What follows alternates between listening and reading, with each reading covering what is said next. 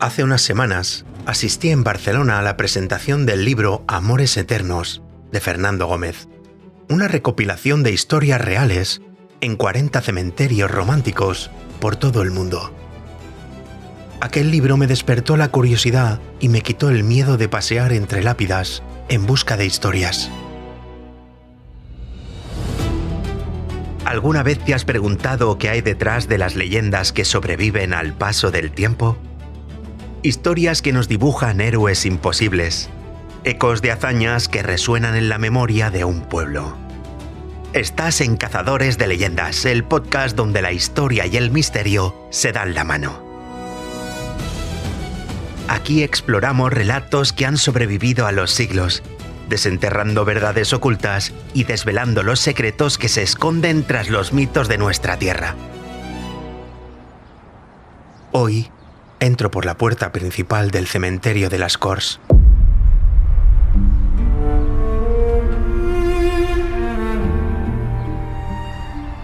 El cementerio está situado en el distrito de las Corts de Barcelona, muy cerca de la avenida Diagonal y del Camp Nou.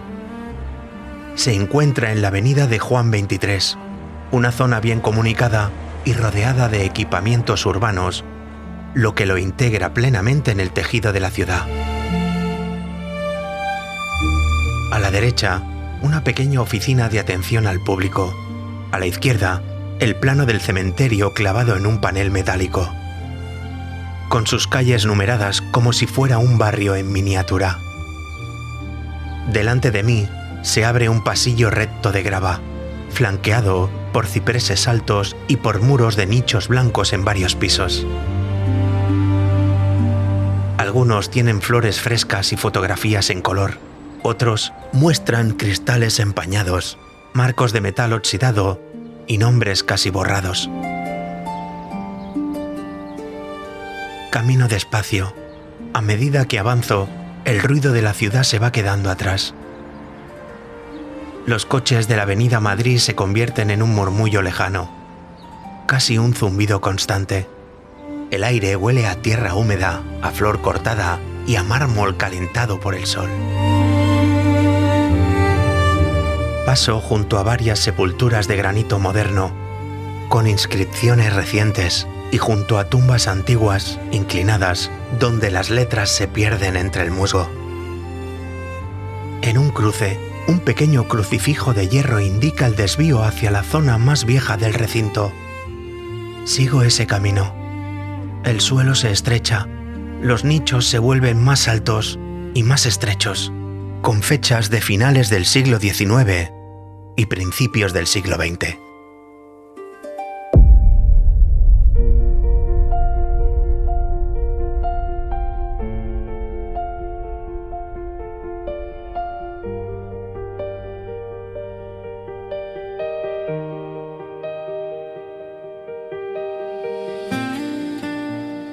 Las calles se encajonan entre hileras de nichos que parecen pequeñas ventanas cerradas. Cristal, cortinas de encaje, flores secas, estampas de santos descoloridas. Muchos apellidos se repiten, como si cada muro contara la historia de una misma familia a lo largo de generaciones. En una de esas calles silenciosas, entre árboles alineados como soldados en formación, está la tumba de mi padre.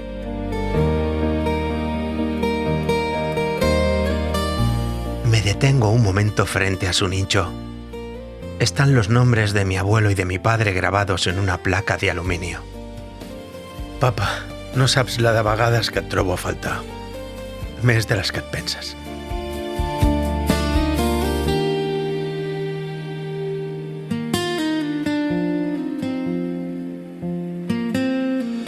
Luego, sigo caminando dejando que el cementerio me guíe. Al fondo de esa calle, medio escondida tras la sombra de los árboles, aparece una construcción distinta. Una masa de piedra más robusta que el resto, coronada por una gran cruz. La cruz se alza varios metros sobre el suelo y a sus pies, una escalinata desciende hacia una puerta de hierro forjado que parece la entrada de una fortificación. es el panteón de los repatriados de ultramar. Varios centenares de soldados repatriados de Cuba y Filipinas. No son amores de novela, son nombres que casi nadie recuerda. Es historia olvidada. Hoy bajamos juntos a la cripta de los repatriados de ultramar. Esta es su historia.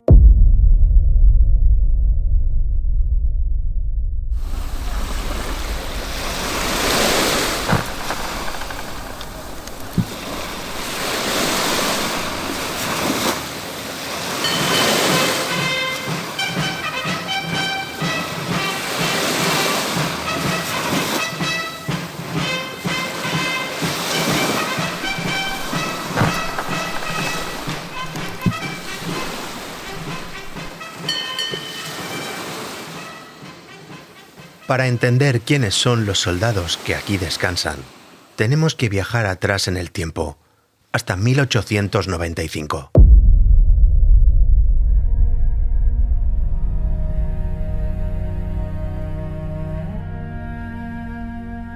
Ese año comienza la Tercera Guerra de Independencia cubana contra España.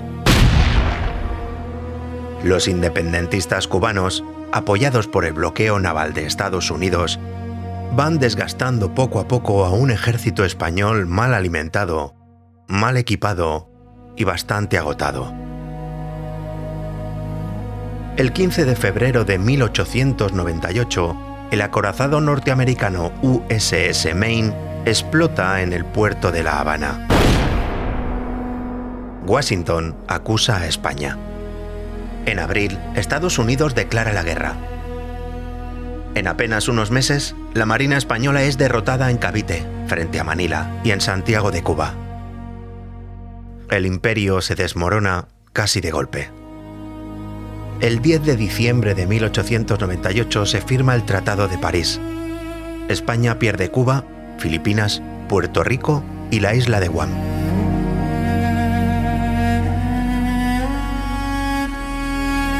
Pero cuando ese tratado se firma, todavía queda un problema gigantesco. Decenas de miles de soldados españoles siguen en aquellas colonias perdidas, al otro lado del océano, enfermos, heridos y derrotados, en territorios que ya no son españoles.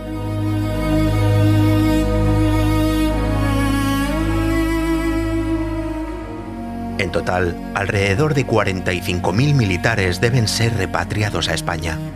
El problema es que buena parte de la escuadra ha sido destruida en combate, y la Compañía Transatlántica Española, dueña de muchos de los grandes vapores, se resiste al principio a asumir el coste y el riesgo de ese traslado masivo.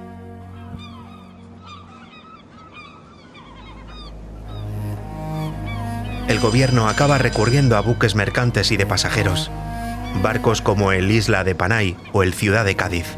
Pensados para transportar carga y viajeros, se transforman a toda prisa en hospitales flotantes improvisados.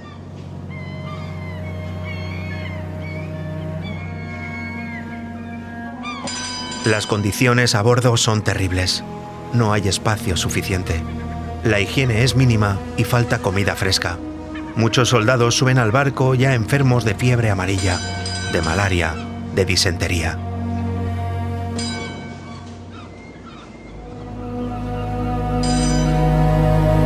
Se calcula que solo en Cuba alrededor de 55.000 hombres mueren por enfermedades y no por balas.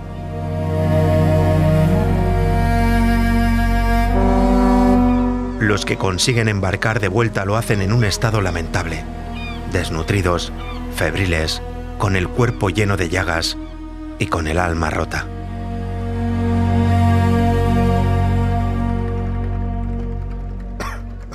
Una parte de esos soldados desembarca en Barcelona y se traslada al sanatorio de la Cruz Roja, en la zona de Las Corts. Allí muchos no consiguen superar las infecciones.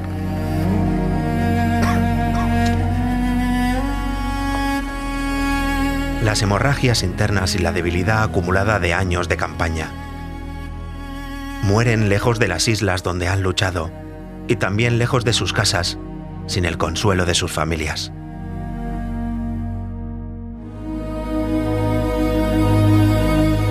En 1904, el Ayuntamiento de Barcelona decide agrupar los restos de estos repatriados en un solo espacio monumental dentro del cementerio de las Corts. Encarga el proyecto al ingeniero Pere Falqués i Urpí. Se exhuman cuerpos de varias fosas comunes del cementerio y se trasladan a este panteón, donde reposan en nichos numerados sin nombre propio.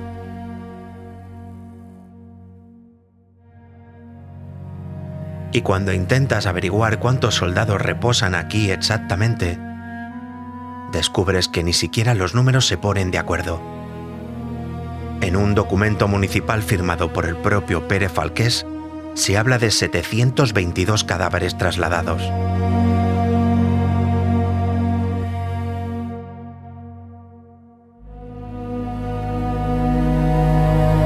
Si bajas a una de las criptas interiores, una de las placas menciona 732 soldados. En otra lápida, dedicada por la Federación de Repatriados, la cifra baja a 726.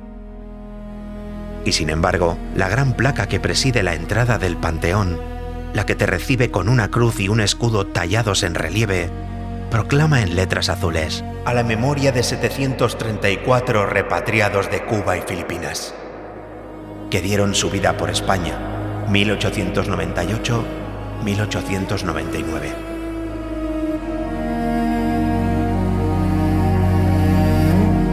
«722, 726, 732, 734... Las cifras bailan según el documento o la placa que mires. Lo único que no cambia es esto. Aquí descansa una multitud de jóvenes anónimos. La mayoría hijos de familias humildes, que nunca tuvieron su nombre completo grabado en la piedra.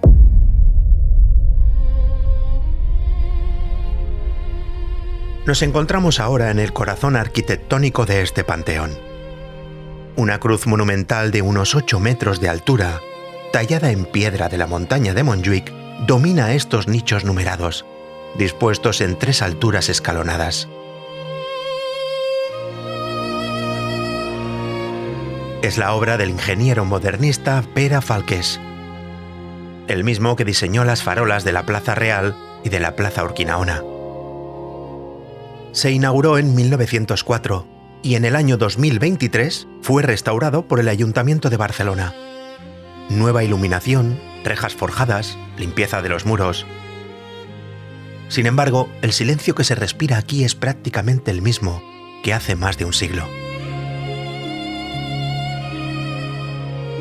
Mis dedos tocan ahora la placa de un nicho concreto, el número 73. Durante muchos años, este 73 solo fue eso, una cifra fría en el mármol. Hoy sabemos quién se esconde detrás. Se llama José Auleda Pujol, soldado catalán de infantería, cuyo expediente se conserva en el Archivo General Militar de Segovia. Ingresó en el ejército en 1882 y fue repatriado muy enfermo de la Guerra de Cuba. Sus descendientes, los hermanos Sebastián y Josep Auleda, han explicado que en casa se contaba una historia muy concreta. José sufría una grave dolencia de estómago y llegó a curarse comiendo caracoles crudos. Sobrevivió a la guerra, pero no al regreso. Más de un siglo después, su familia ha descubierto que sus restos descansan aquí, en este nicho 73 del Panteón de les Corts. Para ellos ha sido como encender de nuevo una rama olvidada del árbol familiar. Para nosotros, la prueba de que detrás de cada número hay una vida completa. Las familias que disponían de 2.000 pesetas podían librar a sus hijos del servicio militar obligatorio mediante el sistema de redención en metálico. Quienes reposan aquí no tenían ese dinero. Eran hijos de obreros, de pequeños comerciantes, de campesinos de barrios como el de Sants, el de Horta o el de Sant Andreu. Los que volvieron vivos arrastraron las secuelas durante años. Los que no, terminaron en nichos como este, reducidos a una cifra. Investigando sobre estos soldados me encontré un testimonio que me acompañará siempre. En 1899 se publicaron las Memorias de Manuel Corral, un joven barcelonés de 24 años del barrio de Sant Pere de les Pueles, lo que hoy forma parte de Ciutat Vella. Era hijo de un impresor y era el mayor de los 9 hermanos. Corral no fue sorteado, se ofreció voluntario para demostrar su patriotismo. Sobrevivió a Filipinas y vio de cerca la llegada de los barcos de repatriación. En sus memorias escribió: «Nos devolvieron los restos de una juventud briosa, convertida en esqueletos macilentos, empobrecidos hasta la extenuación. La flor más hermosa de nuestra juventud extinguida en una empresa que hoy vemos como innecesaria». Manuel Corral regresó a Barcelona, trabajó como tipógrafo como su padre y murió en 1936. Sus palabras, sin embargo, parecen escritas para esta cripta. Estos más de 7 centenares de soldados repatriados no tuvieron esa suerte. Amores eternos de Fernando Gómez me trajo hacia este panteón. Tú has llegado conmigo un poco más lejos, hasta devolverles, aunque sea solo por un momento, algo que se parece a una voz.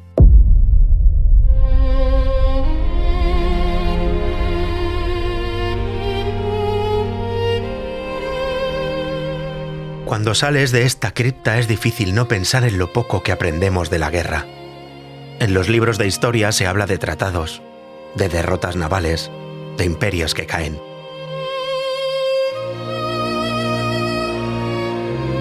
Aquí abajo, en cambio, solo ves algo mucho más sencillo y más duro. Cuerpos que se repiten. Jóvenes pobres enviados lejos de casa. Embarcados en buques que no estaban preparados para ellos. Enfermos en cubierta y, al final, enterrados sin nombre y con el tiempo casi olvidados. Las guerras se suelen justificar con palabras grandes: honor, patria, deber. Pero cuando las miras desde un cementerio como este, todas esas palabras se vuelven muy pequeñas. Y al final, la guerra solo confirma algo muy triste: que somos capaces de destruirnos los unos a los otros.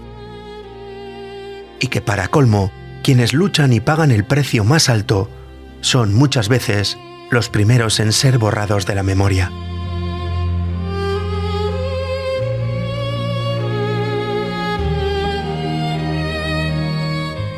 Hoy no hemos necesitado exagerar nada. La historia de los repatriados de ultramar en las Corts es suficientemente dura tal y como fue.